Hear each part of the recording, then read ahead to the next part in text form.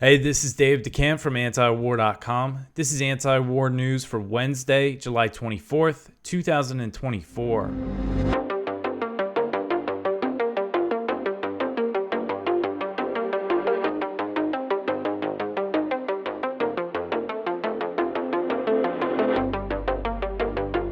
All right, the first story at the top of antiwar.com today, Netanyahu to meet with Biden, Trump, and Harris.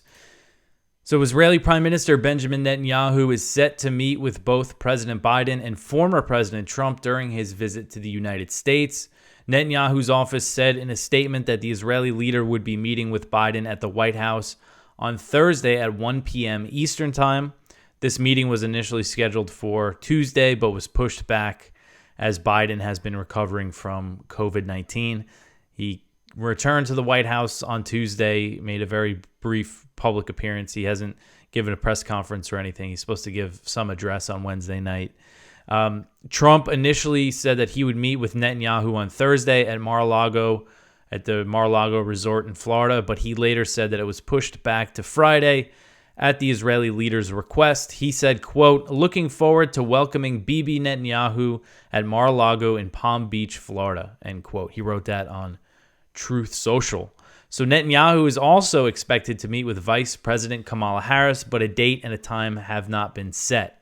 Harris will not be attending Netanyahu's address to Congress on Wednesday since she will be in Indianapolis as part of her new presidential campaign, which was launched on Sunday after Biden dropped out of the race and endorsed her. So she won't be at the congressional address. There were some reports and stories about how, Harris might be tougher on Israel than Biden, but I just don't think that's the case at all. I mean, she has a history of being very pro-Israel, and I just don't see her kind of changing things on this. The fact that she's going to give give Netanyahu, a private meeting. This goes to show, bipartisanship. He gets to meet with Trump, Biden, and now Kamala Harris, the Democratic presidential. I was going to say nominee, but she's not the nominee yet. That still has to all be sorted out. So major protests are expected in Washington during Netanyahu's address to Congress. There was already some on Tuesday. Ahmad Abuznaid, he's an executive director of the U.S. Campaign for Palestinian Rights, told BBC that the protesters will, quote, "make the statement that war criminals like Netanyahu are not welcome in the U.S., end quote.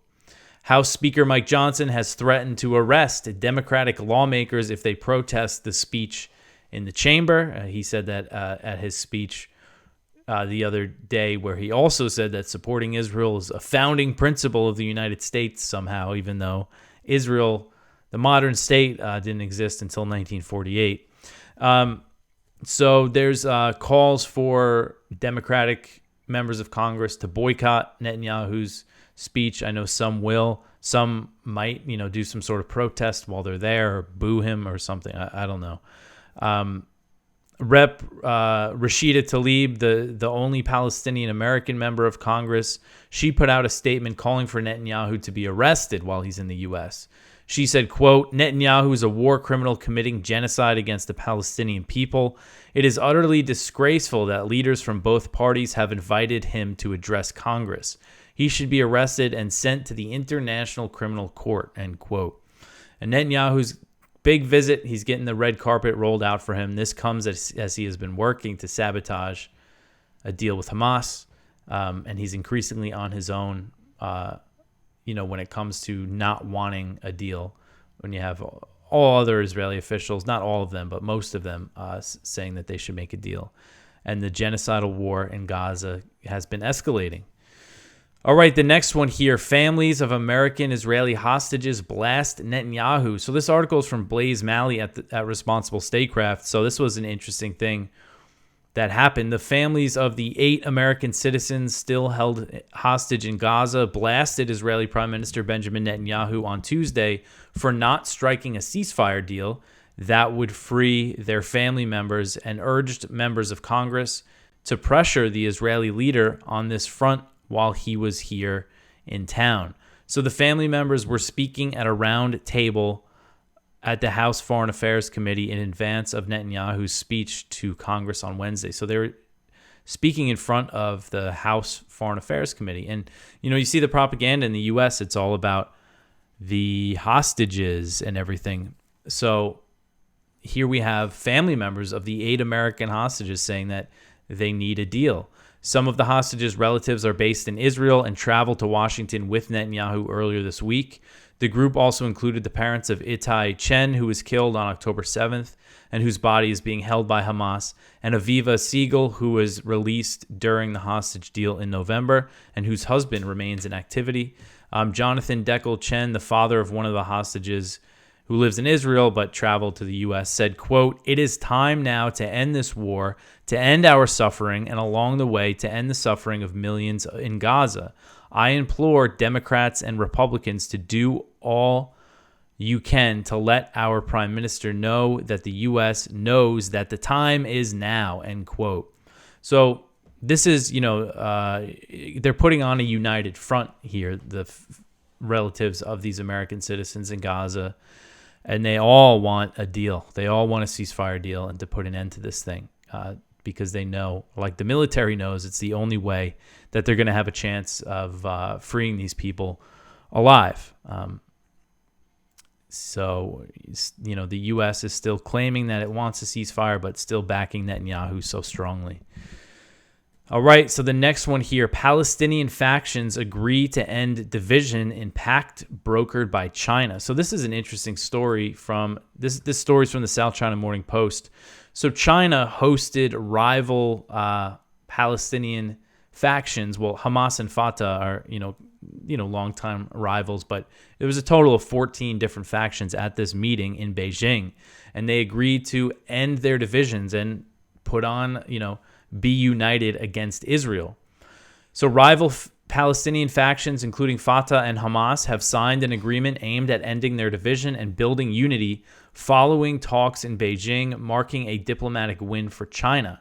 Senior representatives of 14 Palestinian factions reached the agreement called the Beijing Declaration after reconciliation talks that began on Sunday. The pact aims to unite Palestinians in their conflict with Israel, which launched a war on Hamas in Gaza in October.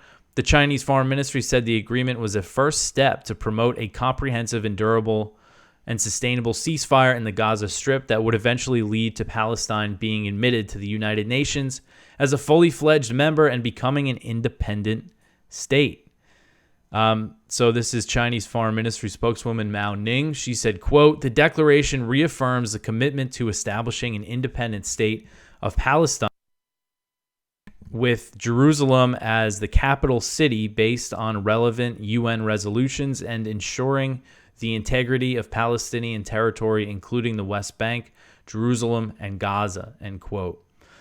Foreign Minister Wang Yi on Tuesday said the signing of the agreement was an important historic moment for the Palestinian cause.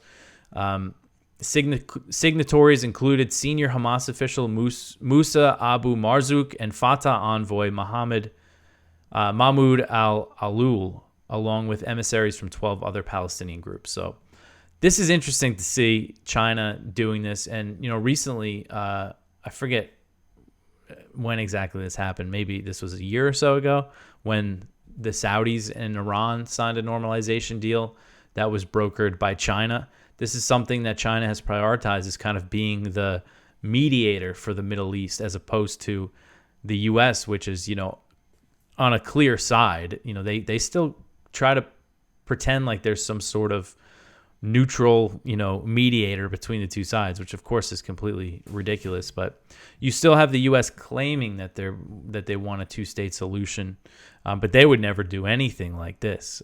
So it's just a very interesting move here from China. All right, so the next story here, 150,000 Palestinians flee the Khan Younis assault. So the UN said Tuesday that it estimated 150 Palestinians have fled eastern Khan Younis since Israel launched its new assault on the southern Gaza Strip city on Monday. Israel's evacuation order for this offensive covered areas previously declared so-called safe zones, which of course Israel has frequently bombed. A UN official said that 80% of Gaza right now has been placed under evacuation orders or designated as a no-go zone. And we know in those no-go zones, that's the Israeli military shoots whoever they want, even if they're clearly civilians, even if they're children. The Israeli military said it launched the new offensive because Hamas had reconstituted itself in the area, and the IDF has invaded Khan Younis. I believe this is the third time that they've launched like a big assault on the city. Just within a few months. I mean, I think they pulled out of there in April and they left the city in ruins, and then they went back in, went out, and now they're going back in again. And the Nasser hospital in Khan Younis has been overwhelmed with injured Palestinians since Israel launched this new assault. And many Palestinians who fled the offensive are taking shelter in the hospital. One Palestinian told BBC that it was the 12th time he was displaced. Another one, Rawan Al-Brim, 22-year-old, described the difficulties that she's had with her baby. She said, quote, "We slept in the outer yard without a mattress or a blanket. My 4-month-old daughter was born during the war. My breast milk has dried up and I can't find any milk to satisfy her hunger. My baby screams from hunger all night," end quote. So Gaza's health ministry said Tuesday that 84 Palestinians had been killed in the Gaza Strip in the previous 24 hours, while another 329 were injured. So they said that on Tuesday. The ministry also said that the death toll since October 7th has reached 39,090, a number that does not include the estimated 10,000 Palestinians who are missing and believed to be dead or dying under the rubble. And Gaza's media office said separately that over 16,000 children have now been killed by Israeli forces in Gaza. All right, so the next one here, Israeli parliament moves to call UN aid agency a terrorist group. This one is from Kyle Anzalone at the Libertarian Institute.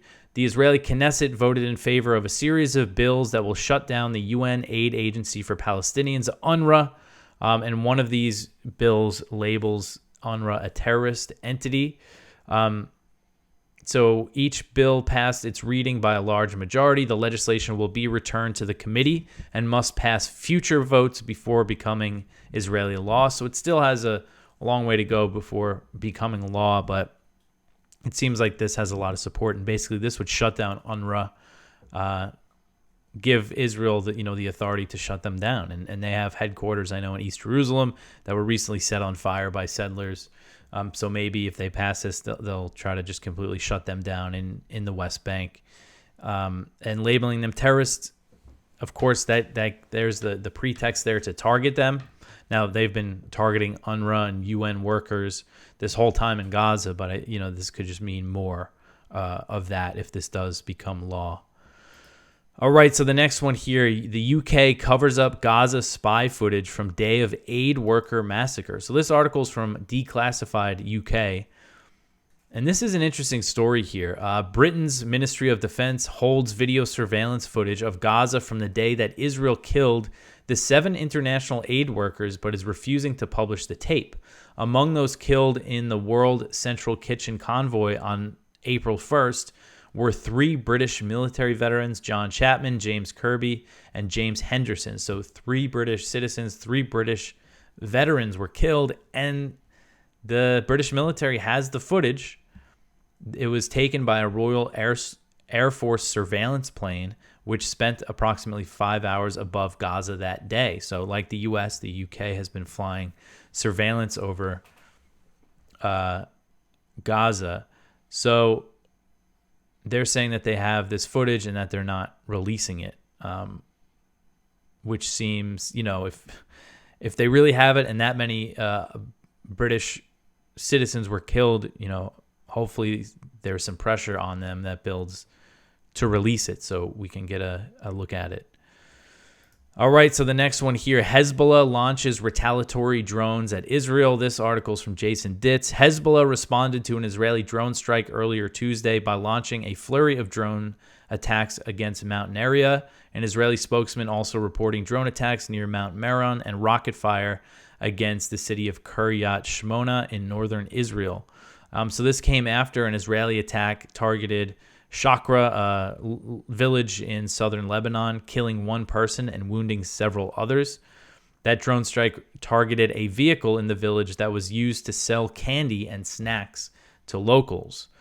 Israeli warplanes are also reported to have broken the sound barrier over the Lebanese capital city of Beirut, producing 2 loud booms and rattling nerves. Such incidents are not unheard of, but why Israel is doing this now is not clear. Just trying to scare people in Beirut, in the capital city. But these strikes, we haven't been covering them every day, but still daily strikes across the border. All right, so the next one here, Israeli army kills mother and daughter in raid on the West Bank. This article is from The Cradle. A 56-year-old woman, Iman Abdullah Salam, and her daughter were killed by Israeli forces during an Israeli raid on the occupied West Bank city of Tulkarm early on July 23rd. 3 resistance fighters, 2 of them commanders, were also assassinated in a drone strike that morning. The Al-Aqsa Martyrs Brigade announced in a statement on July 23rd that 2 of its fighters, commander of the Al-Aqsa Martyrs Brigade in Tulkarem, Mohammed Ibrahim Awad, they were killed among those killed in the drone strike. So these are, we've seen there's been a lot of Israeli military raids in the West Bank. I haven't been covering all of them. But this is part of, the overall violence. We also see the settler attacks. And this is something that really started, this was before October 7th when this Netanyahu government came in. They came in December 2022. And then shortly after, we started seeing big raids in the West Bank, like as big, on the scale that haven't been seen since like the early 2000s. And, drone strikes and things like that Israel hasn't done in a long time. And again, it ramped up at the beginning of 2023, and everything, of course, ramped up again after October 7th. All right, so the next one here, 32% of Ukrainians want concessions for peace. So a poll published on Tuesday found that a growing number of Ukrainians would accept ceding territory to Russia to end the war. The Kiev International Institute of Sociology said its poll was conducted from May 16th to the 22nd, and surveyed 1,067 people living in Ukrainian-controlled territory. It found that 32% of respondents agreed that Ukraine could give up territory to achieve peace as quickly as possible, while 55% oppose the idea. So the majority still oppose territorial concessions, but the number of those who favor the idea has grown significantly when this same think tank asked the question a year earlier in May 2023. Only 10% agreed with territorial concessions for peace.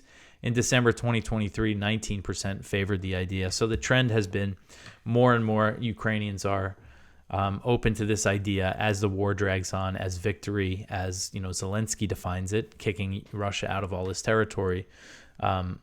It just doesn't seem realistic. And there was another recent poll conducted by a Ukrainian news site that found 44% of Ukrainians in areas behind the front line believe that it's time to start peace talks. And that was the highest number of respondents said that. So a plurality in that poll of Ukrainians said, let's start peace talks with Russia. 35% opposed the idea, and 21% said they were undecided.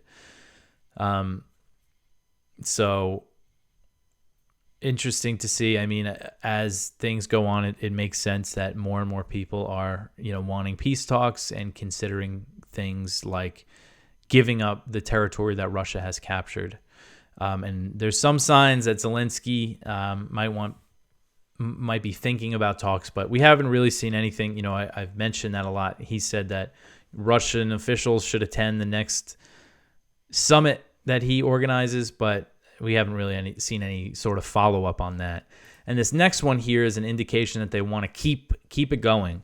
Ukrainian officials hope to convince Trump to continue war. So Ukrainian officials are hoping former President Trump and his running mate, Senator J.D. Vance, could be swayed to continue supporting Ukraine in its war against Russia if they win in November. And this was reported by Time magazine. A senior Ukrainian official told the magazine that they believe Trump might initially cut aid to Ukraine and force Kiev to make a deal with Moscow, but could come around to continuing the proxy war. The official, who spoke on the condition of anonymity, said, quote, "Over time, he will see that Putin cannot be trusted. He will realize that Putin can't care less about Trump and his agenda. That's when we could start to see some advantages from Trump. He will not want to be played by Putin," end quote. The official said Ukraine was hoping for support from European countries and the U.S. military-industrial complex in winning over Trump and Vance. The official said, quote, "They can explain to Trump why this benefits many people in America, especially in red states. It creates jobs. It supports the economy," end quote. So that line of argument, which, essentially that has been one of the ways now that we see Blinken and Ukraine proxy war supporters basically say, they have a different word for it now. I forget exactly what it is, but they basically say, oh, it really benefits, the arms manufacturers, the U.S. military-industrial complex it's essentially what they're saying. And of course, there's all sorts of downsides that outweigh that, including risking nuclear war, spending all this taxpayer money and causing inflation and things like that. But this line of argument, I could see how it could work on Trump, because when he was in office, if you remember, he was under a lot of pressure to stop supporting Saudi Arabia's war in Yemen over the brutality of it. It was a starvation blockade, horrific bombing campaign. Unfortunately, the thing that that people didn't care so much about that. I mean, there's a lot of really good activists in DC that forced that issue and got Congress to actually pass a war powers resolution to end U.S. involvement in that war, but Trump vetoed that. But the real pressure on him, kind of from the media, came after the Saudis killed Khashoggi, the Washington Post columnist, in 2018. And Trump's response was, hey, look, Saudi Arabia buys all our weapons. They make all these jobs. We got these deals with them. He totally inflated the numbers. I remember he said that they're going to spend like $400 billion or something, and that they're creating hundreds and hundreds of thousand jobs. Just numbers completely inflated, but that was his argument. So I could see why that might be their line of thinking here. But we've seen in recent weeks, both Trump and Vance have said that they want to end the war in Ukraine. Vance has been a leading critic of the proxy war in Congress since he became the senator just a year and a half ago and his stance is the U.S. should reduce support for Ukraine, stop focusing on Russia, and so it can focus more on China, which he calls the biggest threat. So this Ukrainian official said that Kiev is hoping Vance could be swayed. He called him a pendulum, saying that his position swings from one side to another, which I thought that was kind of funny. And he's referring to the fact that J.D. Vance was very anti-Trump back in the day, back in 2016. He considered himself a never Trumper. He called him all sorts of names and stuff, and now he's his running mate. So this report said that Ukrainian officials are trying to see the positive in a potential second Trump administration and thought he could be more decisive than President Biden and not be worried about the risk of escalation. So I think their thinking is, okay, if we get him to go along with this, he'll probably be kind of stronger and tougher than Biden. And when we say we want to use these missiles to hit Moscow, he's going to let us do it. That seems to be I think they're trying to find a silver lining in Trump. Hopefully he stays true to his word, and Vance does as well, and they work to end this thing if they win and get into office. I think a big tell is going to be, say Trump wins in November, that transition period is going to be when we really get a better idea, because we'll see who he puts in his cabinet. This story said that if Mike Pompeo is back in, that would be very good for the Ukrainians. That would be very bad for us. So that'll be kind of the time, I think, when we'll get a much better idea of what might actually happen when they come into office. But let's hope that they go with ending the war. Unfortunately, of course, Gaza, it's not going to be good for Gaza, and things might really ramp up around China. All right, so the next one here, NATO states embrace conscription. So this article is from Connor Freeman at the Libertarian Institute. As NATO escalates its proxy war in Ukraine and inches closer to fighting directly with Russia, the Washington-led bloc is embracing mandatory military service. Many European members of NATO have expanded or reintroduced conscription as part of large-scale preparations for a war with Russia. Already outpaced in terms of military industrial capacity by Russia, the alliance's new battle plans will see an attempt to beef up weapons production and form 35 to 50 brigades of 3,000 to 7,000 battle-ready troops. So they're struggling to meet their goals of assembling 300,000 soldiers, because they say that they have 500,000 troops on high readiness, but they need more. And this is something that we're seeing more countries either reintroducing conscription or kind of adding more rules or talking about it. Following the end of the Cold War, several European states ceased conscripting their citizens, although increasing numbers of NATO member countries have resorted to the draconian practice during recent years, especially in the Baltics and Scandinavia. Roughly a third of the NATO alliance practices some form of compulsory military service. Latvia re-implemented its draft last year for the first time since 2006. I think I covered that at the time. Norway has unveiled a long-term plan to increase its ranks of mandatorily conscripted troops.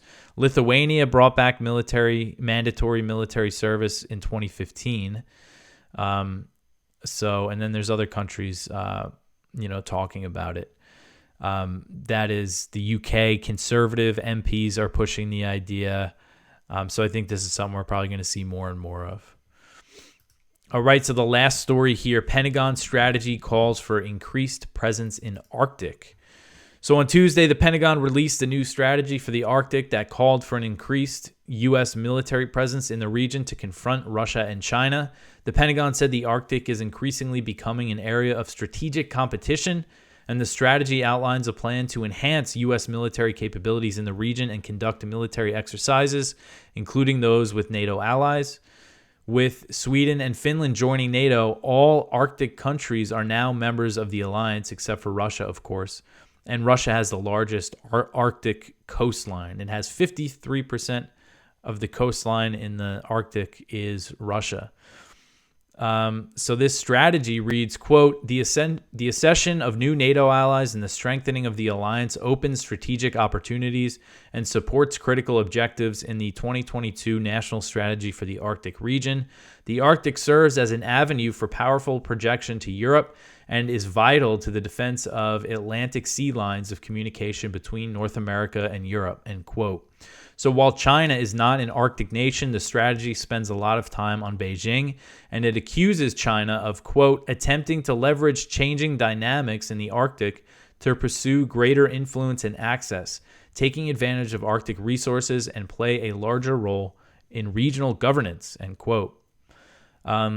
The strategy also warned that China and Russia are increasing their cooperation in the Arctic and said their activities have opened the door for more of a Chinese presence in the region. In a press conference announcing the strategy, Deputy Secretary of Defense Kathleen Hicks said the Chinese activity was concerning to the U.S., quote, given that it's the only strategic competitor with the will and increasingly the wherewithal to remake the international order, end quote. So her comments and the strategy reflect the Pentagon's view that China is the most significant threat, so-called threat facing the U.S., with Russia coming in second. So that is the official position of the Pentagon. And the new strategy came after Russia said that it intercepted 2 American B-52 bombers near its Arctic border over the Barents Sea. So, we might see a lot more of that. I know it's something that they want to start sailing more, kind of just more patrols in that area near Russia, the Barents Sea. So tensions will continue to rise in the Arctic. So it is every country besides Russia is now in NATO. Greenland is Denmark, which Denmark is a NATO member. Iceland was one of the original members of NATO. Now you have Finland, Sweden, and Norway. Of course, the U.S. and Canada. So, all right. So that is it for the news for today. Please go check out our viewpoints. One from Trita Parsi and Sajad Safi. The U.S. should negotiate with Iran on one issue right now. One from M. Reza Benham, the politics of water under occupation, Israel and Palestine. One from Auda Hathaline, in al-Khar, the occupation is damning U.S. to multi-generational trauma. damning us to multi-generational trauma. One from Eldar Mamedov, EU doubles down on protracted war in Ukraine. And one from Joseph Solis Mullen, a temporary calm in the South China Sea. So please go check all of that out. And if you want to support this show, tell your friends about it, share it, like, subscribe, comment. All that stuff helps out. I appreciate everyone who comments and engages in everything. I will be back tomorrow with some more news. We'll see how Netanyahu's big address to Congress goes. But I will talk to you tomorrow. Thanks for listening.